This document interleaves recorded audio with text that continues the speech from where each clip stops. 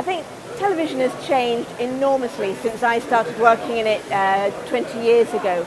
Obviously there's a lot of change in the technology we use. When I was working TV, we were using tape, sometimes really big, heavy formats. Now everyone's working digitally.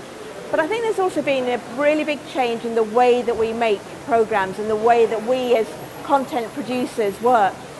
When I started, there were very strict separate roles. There was a cameraman, and it was always a man, not a woman, a cameraman and a sound man, and there'd be a director and a producer and a PA. There'd be 5 people going out on a shoot. Now, you do all that work yourself. You're the researcher, you're the producer, you're the director, you shoot it yourself, and then you come back and you edit it yourself. So that kind of element of teamwork has kind of shrunk, and it's much more about your individual creative vision rather than the collective collaboration of the whole group. And that's in some ways very exciting, it's very empowering, and in some ways maybe we've lost a little bit of the fun and the playfulness you can have when you're bouncing ideas off a group of people. So I suppose that's a big change in the way we make television. In terms of what we make, I think we still have the same key genres. I think we still want to tell the same stories about ourselves, whether that's through drama or soap operas or documentaries or entertainment. I guess what's happening though is that the boundaries between different types of TV program are getting a little bit smudged.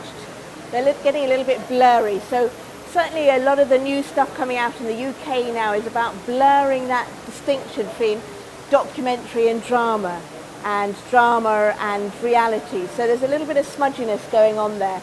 But I think the key things that remain the same is the quest for a great story, the quest for great characters, and that ongoing drive to find new ways of getting as close as possible to immersing the viewer in the world that you're creating. Transmedia is a really exciting development in the multi-platform world that we're all operating in now, and its success and its take-up rate is kind of variable, and I think it's still got a long way to go. I think there are areas in which it's kind of blending with what we watch on television, it's blending with computer gaming. I know that there's quite a lot of developments now where you can play a computer game and then you can watch a TV program, and what the kind of show that you watch will be affected by how you played the game, and information you find on TV will feed into games, so this kind of transmedia stuff.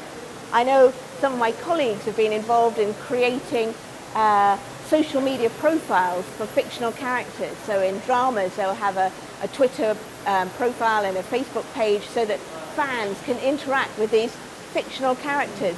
And then these fictional characters might lead them back to a real world piece of information. From that point of view, I think transmedia is really exciting in what we can do. But television is a really strong and dominant and quite slow-moving form, and so it's still doing its own thing. It's kind of flirting with transmedia around the edges, but I don't think it's gone through a radical change yet.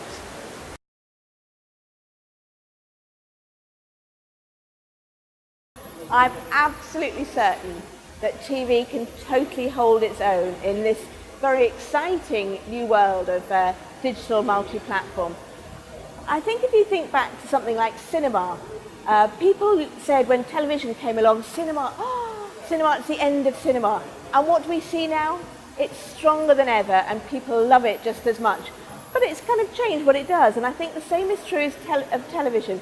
People still want that experience, that kind of sit-back experience, a slightly more passive experience. That still has a place in the hearts of people, even though there are more opportunities now to interact and to have that kind of lean-forward experience and to be involved in screening. All of that is happening to television, so the way we consume it is a little bit different, but I don't think it's under threat. I think we're still going to have some kind of TV screen in our room in the next 20 years, even if it might be bigger and bendier than the ones we have now.